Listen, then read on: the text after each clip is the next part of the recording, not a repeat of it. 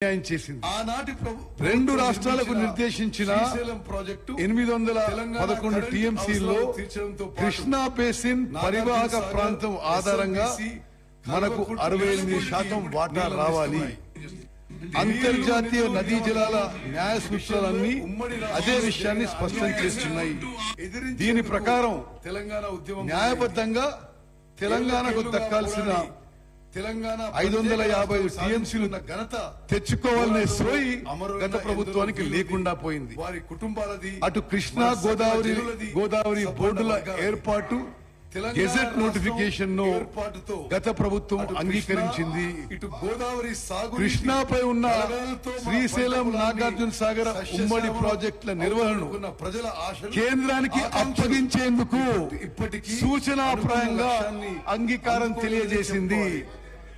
గత 2014 జూన్ నీళ్ల 2న రాష్ట్రం ఏర్పడినప్పటి నుంచి అధికారం నీళ్లపై పోరాటం చేసిన ఉద్యమ పార్టీ రోజు వరకు అంటే అధికారంలో వచ్చిన 2023 డిసెంబర్ 7వ విషయంలో వివిధ సందర్భాల్లో జరిగిన బోర్డు మీటింగ్ ఇంజనీర్లు నిపుణుల సలహాలు అధికారులు రాసిన లెటర్లన్నీ సొంత ఇంజనీరింగ్ ఆలోచనలతో గోదావరి జలాలను రీడిజైన్ ఎత్తిపోసేందుకు తెలంగాణకి ప్రపంచంలోనే అద్భుతమైన ప్రాజెక్ట్ కృష్ణా నదీ జలాలు తెలంగాణకు న్యాయబద్ధంగా రావాల్సిన వాటాలను సాధించడంలో గత ప్రభుత్వం ప్రాజెక్టులో పరివాహక ప్రాంతానికి అనుగుణంగా నీళ్ల వాటాలు 3 ఏళ్లకే కట్టుబట్టకుండా ఏపీకి 512 టీఎంసీలు ఇచ్చి ఇప్పటికే తెలంగాణకు 299 టీఎంసీలు అంగీకరించింది.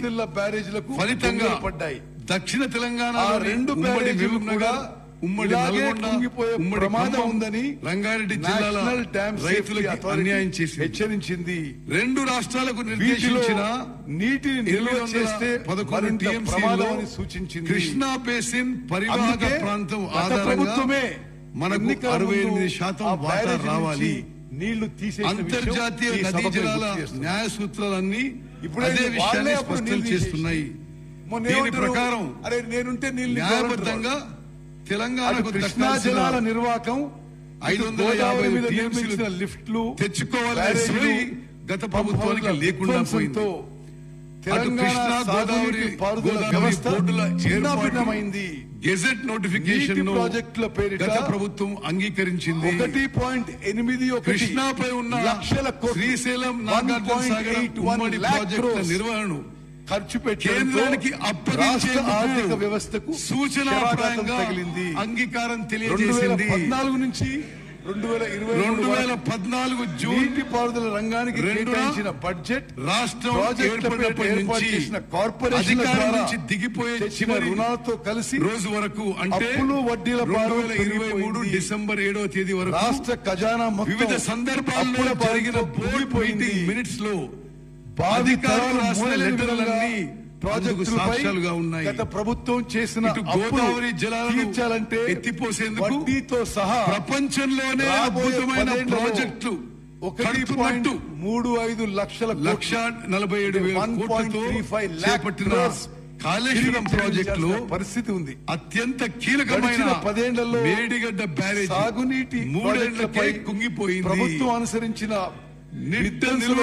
తెలంగాణ ఇప్పటికే పెద్ద పెద్ద గత ప్రభుత్వం అనుసరించిన ఎగువ విధానాలు బ్యారేజ్లకు బొంగలతో పాటు ఆ 2 బ్యారేజీలు కూడా ఇలాగే కుంగిపోయే ప్రమాదం ఉందని నేషనల్ డ్యామ్ సేఫ్టీ అథారిటీ హెచ్చరించింది. శ్వేతపత్రం నీటిలో పారుదల రంగం ఎదుర్కొంటున్న వివిధ సమస్యలు మరింత సవాళ్ల గురించి సమగ్రమైన సమాచారాన్ని అందించడం ప్రభుత్వమే ఈ లోపాన్ని అధిగమించడానికి సాధ్యమయ్యే ప్రభుత్వ చర్యలను ఈ సభకు లక్ష్యంగా పెట్టుకుంది.